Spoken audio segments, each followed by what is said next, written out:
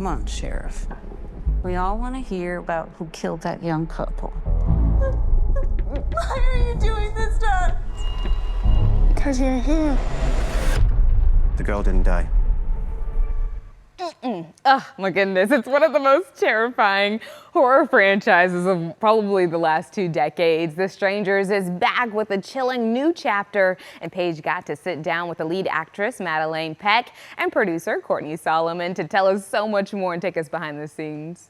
Let's start with you. So this whole idea of the Strangers franchise it's in 3 different chapters, and it's kind of tapped into the deepest fears that we all have, even from the very beginning. You know, they're on this road trip, they have to go to this Airbnb, there's people in masks, it's terrifying from start to ending. So tell me, how were you able to kind of build on this legacy, and why you chose to divide it up into 3 chapters? Well, we put it into 3 chapters because it's actually one giant movie.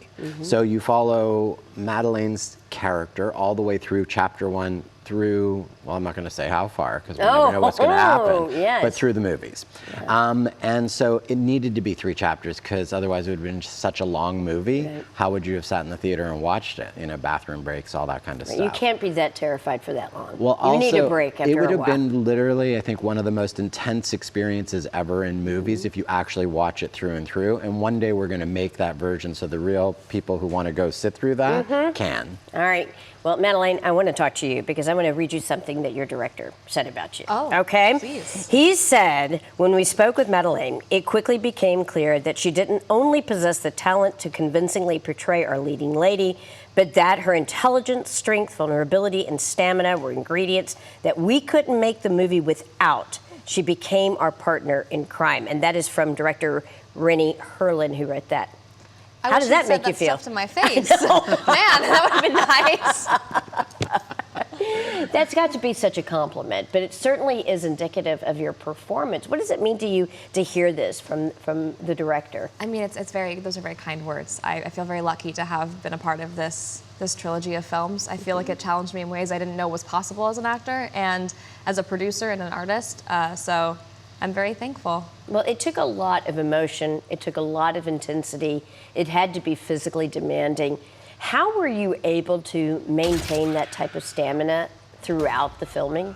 I had no other choice. You just had to do it. You just had to do it. You just kind of buckle down and you say, I'm in for the long haul. I didn't have any particular skill set, I think, that made me better for it, other than I was just ready to jump in and do it with my sleeves rolled up. And so you filmed all 3 of them, correctly? All at the same time. Right. Did you know when you were going to start dividing them, when chapter 1 was going to end and chapter 2 was going to begin? And was it written that way, or did you kind of just So have it's to written as determine? one big giant thing, Right. and then when you're actually shooting, Mads would have to show up every day. And in the morning, we'd say, okay, well, we're shooting chapter 1 this morning, but in the afternoon, you're shooting chapter 3 because it might be the same location. Right? So we knew exactly what they were, but for her, it was such a hard lift because the character might be here in the morning, but all the way over here in the story in the afternoon. Wow. And so we always used to just marvel how she would walk in and know exactly where she was.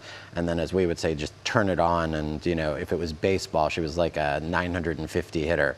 First take, boom, over the wall. That means. Apparently it's good. That's a good thing. That's definitely a good thing. Well, I'm curious, how unusual is this type of filmmaking? You know, knowing that you're going to be breaking up. I had not heard of that before. I'm curious if that's something that was a model that Rennie Harlin had borrowed, because I know he was an avid fan. He says that when he was a kid, he didn't watch like cartoons. His mother sat him down and they watched Psycho, and he learned a lot about Alfred Hitchcock. I believe that. So that's hysterical. That's what he said. And I totally believe it. But he, you know, we brought it to him like that. So that's how we brought it to him, and then he was excited about it. That's a big task to say, look, you need to shoot 3 films at once instead of just 1. One's already hard enough. And he was game for it, and we were all game for it. But that's how we designed it. And we said, let's just take this on. I think only 2 other films have actually done that. Wow. Yeah, so it's very unique. And I think it's also helpful for the audience because you can certainly tell when time has elapsed and things have changed. And by Right. being able to shoot them all in one shot or in one series of shots, but during the same time period, Right. it makes it look a lot more authentic. 100%. You hit it on the head. Mm-hmm. And as well, you know, you go a year and a half later and do a sequel, people age. They look That's different, right. I mean, that's what I mean. Right. You so can 5 years tell. later, it's like, oh, that's not even the same person, Mm-hmm. but it's supposed to be the next day in the movie. So it was great. But it's also like everybody that shows up the first time, they're so excited. The first film, like, we're going to make this great. Everybody's got all the enthusiasm. So why not keep that for all 3 of them? And that was really what was behind it. But the key was, were they able to sustain it? Because, man, those are hours and hours of shooting. With Madelaine, I mean, how were you able to sustain it? I know you said that it's all a blur to you now. Sheer But willpower, determination, and knowing I have no other option probably would be what it was. I mean, it was also during a period of time where we were in a pandemic. We had to test every single day. We had no extra days to shoot, so I just kind of knew we had no other option, and I couldn't get sick. And if I did, I kept shooting anyways.